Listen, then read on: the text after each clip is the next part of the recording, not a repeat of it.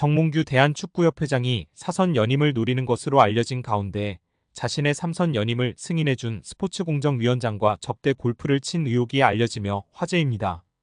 미래통합당 김승수 위원은 체육단체의 협회장은 3선을 하기 위해서는 스포츠공정위원회의 승인을 얻어야 한다면서 스포츠공정위 승인을 받은 직후 당시 스포츠공정위원장이던 김병철 위원장 등 8명을 정몽규 소유의 원주 오크밸리로 초대해 접대 골프를 했다는 제보가 있다고 밝혔습니다.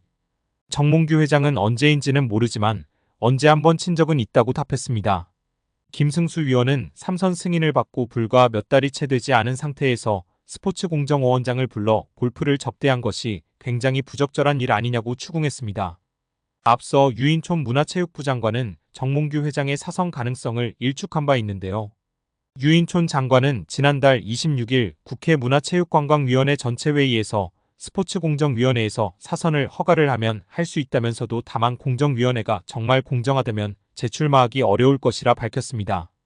또한 유인촌 장관은 지난 20일 CBS 라디오 김현정의 뉴스쇼와의 인터뷰에서 개인적으로는 요즘 국민 여론이나 이야기를 들어보면 오히려 스스로 거취를 결정하는 게 명예롭지 않나 이런 생각이 든다라고 퇴진을 요구했었습니다.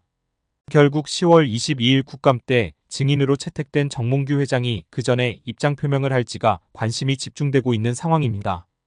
김판곤 울산 감독의 기자회견이 화제를 모으고 있는데요. 그는 우리가 코끼리의 다리만 보면 그대로 생긴 줄 안다라며 입을 열었습니다. 김 감독은 벤투 감독을 선임했을 때의 과정에 대해 약간 오해가 있다. 벤투 감독에 대해 검증하고 싶은 것은 중국에서 실패했고 그리스에서도 의문이 있었다. 거기에서 확신이 없었을 때는 검증을 요구했고 그걸 잘했다고 생각한다라고 말했다. 이어 우리가 국내에서든 외국에서든 최고 수준 감독에게 PPT를 요구하는 것은 우습다고 생각한다라고 전했습니다. 그는 르나르 감독은 한 번만 만나달라고 했고 나는 가서 비디오를 보여줬다. 우리나라가 이런 나라라면서 말이다. 그분은 아프리카에서 2번이나 네이션스컵을 우승했다. 라커에서의 리더십이나 선수들 장악력, 경기 지배, 선수단 통제 등에 있어서 최고의 감독이었다. 우리가 미디어를 통해서 인터뷰를 보고 성품을 알아봐도 너무 좋은 사람이다. 사정했다. 감독을 해주면 좋겠다고 말했다. 공항에 오면 난리가 날 것이라 했다라고 설명했습니다. 이어 김 감독은 홍명보 감독과 정몽규 회장, 대한축구협회에 대해 이야기했다. 그는 아시안컵 이후 축구협회가 대표팀의 방향성을 명확히 하고 국민과 미디어를 설득했다면 상황이 나아졌을 것이라며 오합지졸이 된 분위기와 아래 위도 없는 선후배 관계에서 누가 수습할 것이며 누가 가장 빠른 시간 안에 원팀을 만들 것인지에 대해 찾는 것 같았다. 감독을 선임하는 데 있어서 우리가 어떤 목적을 갖고 이런 사람을 찾습니다라면서 국민과 미디어를 설득을 잘했다면 사태가 이렇게까지 되진 않았을 것이라고 주장했습니다. 이어 오히려 국민들은 K리그 감독 빼가고 여러 아쉬움이 있었지만 잘 선택했다고 말을 할 것이다. 왜 위원회 안에서조차 외국인과 한국인을 뽑는 것에 대해 오해가 있는지 모르겠다라며 아주 간단한 문제에서 오해가 생겼다라고 말했습니다. 그는 지혜롭게 에너지를 써야 한다. 지금 벌써 2경기를 했다. 다음 2경기가 금방 온다. 감독에게 면박 주며 팀을 와해시킨다. 나는 정치를 하거나 유튜브를 하시는 분들이나 지금 우리가 해야 할 일이 뭔지 지혜롭게 에너지를 써야 한다고 본다라고 목소리 높였습니다. 김 감독은 에너지를 어디에 써야 하나? 월드컵을 못 나가면 누가 책임지나라며 호통을 치기도 했습니다. 그러면서 그는 협회에도 한마디 하겠다. 위원장에게 전력강화위원회의 감독을 평가하는 등의 모든 권한을 줬을 때 어떤 결과가 나왔나? 가장 강력한 대표팀, 모든 철학이 가장 안정적으로 모든 시스템에서 적용됐고 공정하고 객관적이게 공감할 수 있는 과정으로 진행됐다. 그런데 왜 그 권한을 빼앗는지 모르겠다라며 의문을 표했습니다. 김판곤 감독은 후의 사태도 그렇다. 지금 축구협회 내부에서 누가 이런 결정을 해서 어떻게 어렵게 만들었는지 스스로 돌아봐야 한다고 생각한다라고 덧붙였습니다. 이에 축구팬들은 정말 미쳤구나, 바보냐, 판고나 명보가 그럼 르나르랑 동급이라는 말이냐? 정신 좀 차려라. 너도 일반적인 사고가 안 되는 것이냐? 김판곤도 한통속이었네. 말레이시아에서 좀 나간다고 우쭈쭈 해줬더니 아주 미쳤구나. 사건의 본질을 파악하질 못하네. 얘도 K리그에서 아주 별 볼 일 없었고 홍콩 변방에서 겨우 입에 풀칠하다가 협회에서 꽂아준 거야. 어떻게 홍콩 변방에 있던 얘가 협회 부회장을 하고 국대 선임위원장을 갑자기 하냐. 호남대 창원대 출신을 협회가 자기 사람 만든 케이스지. 김판곤 감독 정말 실망이다 등의 반응을 보이고 있습니다.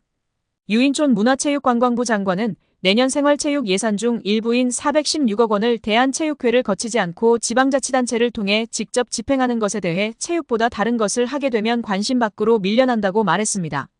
파리올림픽에서 드러난 체육회의 낡은 관행을 근절하겠다는 것입니다. 유 장관은 28일 프랑스 파리 마레지구에 진행된 2024 파리 패럴림픽 대회 파리팀 코리아하우스 공식 개관식에서 기자들과 만나 체육에 집중을 하자는 입장이라며 이같이 밝혔습니다. 416억 원은 문체부가 올해 대한체육회에 지급한 생활체육 전체 예산 1,337억 원의 31%에 해당하는 액수입니다. 생활체육 부분을 포함해 문체부가 대한체육회에 지급하는 예산은 총 4,200억 원인데요. 대한체육회는 이 예산을 시도체육회와 종목단체에 지원해왔으나 정기감사나 업무점검이 원활하게 진행되지 않다는 이유로 지적을 받아왔습니다. 유 장관은 생활체육, 학교체육, 엘리트체육에 관한 정책은 내가 처음 문체부 장관으로 활동했던 2008년과 비교했을 때 크게 달라지지 않았다. 전반적인 점검을 새로 해야 한다며 귀국 후 다시 정리해서 전반적인 개혁 방안과 정책 방향 설정을 할 것이라고 말했습니다.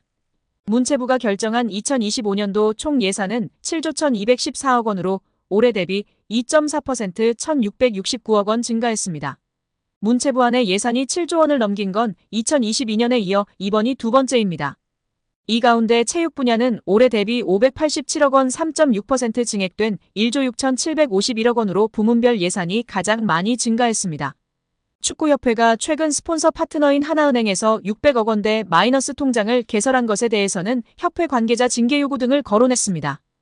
유 장관은 원래 문체부 승인을 받아야 하는데 그렇게 안 한 것 자체가 위반이라며 절차상 문제 등을 따져 관계자 징계를 요구하고 다른 조치도 할 수 있는지 검토하고 있다고 밝혔습니다.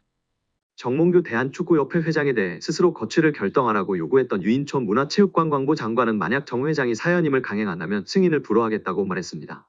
유인촌 장관은 26일 SBS 라디오 김태현의 정치좌에서 정몽규 회장에게 거취 결단을 요구한 이유에 대해 지금 국민들의 시선이 너무나 비판적이라며 불명예스럽게 퇴진하게 된다면 훨씬 안 좋잖아. 그냥 개인이 선택하는 게 훨씬 명예롭지 않겠나라고 했습니다. 정 회장이 지난 24일 국회 문체위 현안 질의 때 사퇴 입장을 밝히지 않은 것에 대해선 그 자리에서 당장 사퇴하겠다, 안 하겠다 얘기하기는 쉽지 않았을 것이라며 잘 정리해서 판단하겠다고 했으니 지금 많은 고민과 심사숙고를 하지 않을까 싶다고 했습니다. 정 회장이 끝까지 사퇴를 거부하고 사연임에 나설 경우에 대해서는 원칙적으로는 연임을 2번 이상 못하게 돼 있다. 사면임도 스포츠공정위원회 허가 과정을 거쳤다며 이번에도 똑같이 그런 절차를 거쳐야 된다고 설명했습니다. 이어 그래서 저희들이 공정위에 이 부분을 시정해달라고 권고한 상태라며 그 권고를 안 받아들이면 다시 한번 시정명령을 하고 그래도 안 되면 선거 끝난 뒤 만약에 투표보 연임이 결정이 된다고 하더라도 승인을 안 하는 절차까지 갈 생각이라고 했습니다. 문체부로서는 가지고 있는 권한을 모두 동원해서 합법적으로 정몽규 회장의 사연임을 저지하겠다는 입장이냐는 질문에는 정몽규 회장도 그렇고 대한체육회장도 그렇다며 2번 이상 하고 물러나는 게 원칙인데 그런 걸 다 뒤집고 계속 문제를 만들어가고 있다. 그렇게 여야가 질타를 하고 국민이나 언론에서 그렇게 비판을 해도 눈 하나 깜짝 않고 있다고 했습니다.